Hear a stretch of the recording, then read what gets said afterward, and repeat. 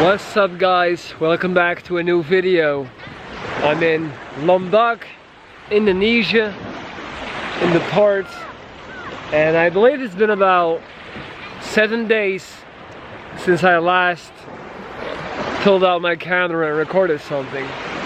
And it's no coincidence that I'm making this video in this setting. What I want to talk about right now is travel vlogging and the fact that I could never be a travel vlogger. Something that I definitely realized on this trip. So before coming to Indonesia, I was super excited, you know, because I was gonna have all these epic backdrops and I was gonna have so much to talk about and I was gonna have so much content to film, right? And to share with you guys. But the fact of the matter is, I have found that it is very hard for me to shoot content and be productive when I'm in a setting that I'm not familiar with.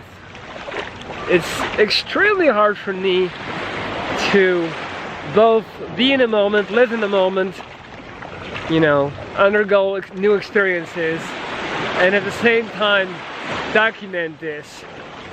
And pretty quickly, man, it didn't took me long to figure out that I was just not gonna do it. That I just told myself, I'm not gonna ruin my trip. I'm not gonna turn this into a stressful trip, just because of the fear of missing out on content. So I just didn't. And I'm sorry, guys. I know some of you. Let me catch the sunset. I know some of you were excited to see all about Indonesia, all about Bali and Lombok and all these things, but this just ain't the channel for it, man. I can't do it. I just can't. It's not in me. If I'm in a moment, if I'm you know, experiencing something, the last thing I want to do is pull out the camera and start blathering when I don't even feel like talking most of the time, and when I'm just taking it in, you know. And that's just the reality of the situation. Also, something I've learned, and you know, something Bali has taught me is that I definitely want to scale back my usage of Instagram. There's something very interesting that happens when you are around people that partake in a type of behavior that you consider, you know, negative, but at the same time reminds you of something that you do all the time. And I'm talking about Instagram. So it's no coincidence that Bali is like Instagram influencer capital, because that's really what it is. I've never seen so many people, locals included, be so consumed with their phone and with documenting every single little thing. And it triggered me so bad, man. It triggered me so bad to watch all these people be in this amazing picturesque setting, and all that they cared about, all that they could think about was documenting it, you know, instead of actually living it. It's kind of like when you go to a concert and there's all these idiots with their phones out filming, you know, looking at the performance through the smartphone screen. Like, why can't you just, you know, people are filming it on high definition cameras. You can Google it later, but I don't know. So the point I'm trying to make is, seeing people be so consumed with social media, it made me go away from it. It made me put down my phone. I haven't posted on Instagram in like 7 days now.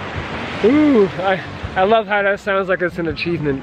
But all jokes aside, I just made that decision that I wasn't gonna try to be a travel vlogger. I'm not a travel vlogger, I'm sorry. I'm not gonna film my food. I'm not gonna tell you where to go. I just can't. This is not the channel. So that's just something that I wanted to talk about in this video. The trip has been very interesting, very very unlike what I expected it to be in every single sense of the word. And I've been telling my close friends and my girlfriend, I've been telling them it hasn't been the trip that I expected it to be, but it's probably been the trip that I needed it to be. And I've had a lot of time to think about a bunch of different things, so I'm gonna go home in 7 days. Tomorrow we're gonna go hiking to some amazing waterfalls, and then the day after probably we'll be doing a trek, if the weather allows us, to the volcano.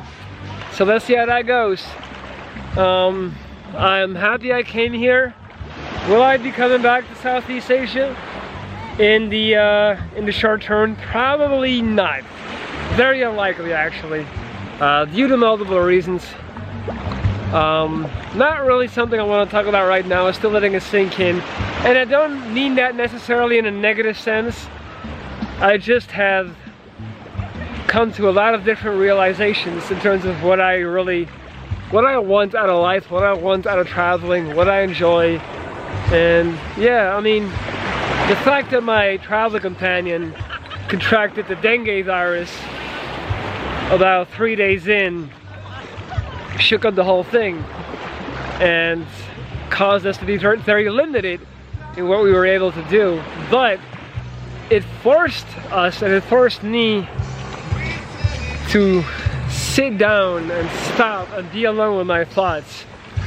The time difference makes that it's impossible to talk to anyone at home until it's basically like 4 in the afternoon here.